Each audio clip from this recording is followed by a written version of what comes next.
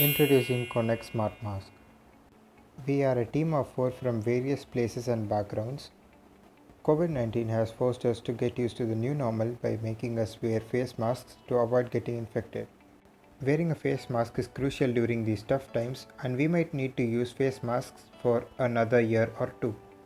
Our idea revolves around creating crazy innovations in face masks that can do a lot more than just protecting you from COVID 19. Imagine, what if your face mask can see? What if your face mask can talk to people around you and ask them to maintain proper social distancing norms? What if your face mask can think and store something in its memory? And what if your face mask can safeguard you from COVID 19 in all possible ways? With all these questions, we decided to make a mask which can do all these things. After brainstorming for more than a week, we were able to decide the final design of our mask. As we were all working from different locations, we decided to split our jobs and make two different face masks with different implementation and slight changes in design.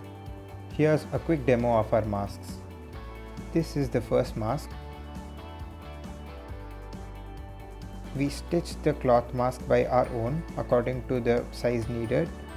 We also made sure that it is comfortable and 3-layered. The real-time temperature of your body is recorded and is shown in the display placed in the outside of the mask. The Raspberry Pi is placed inside the mask and it is connected to a Bluetooth speaker which extends outside the mask.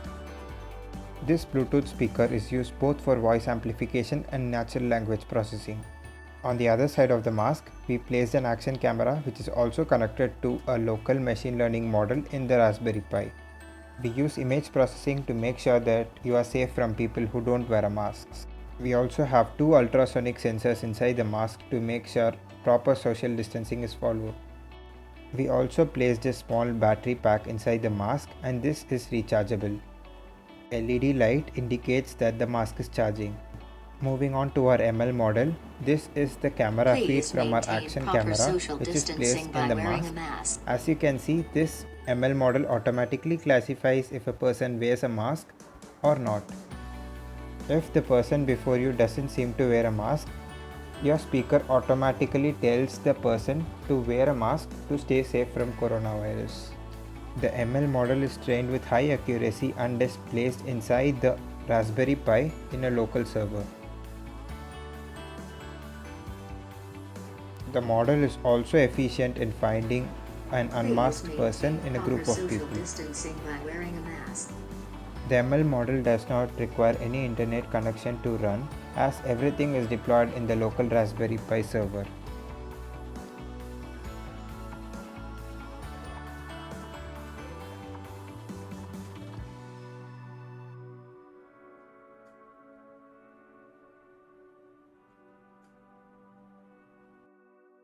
We stuffed cotton between the two layers of the mask to make sure the user feels it to be comfortable.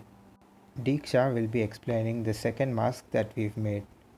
We've all been wearing masks for quite some time with thanks to the pandemic, and there's a couple of challenges that come with wearing a mask. One of the biggest one is audibility.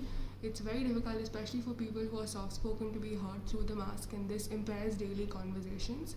This smart mask helps you tackle that situation with a Bluetooth speaker that does two things. One is it amplifies your voice for you, and it also lets you play pre-recorded commands that you might require for everyday conversation.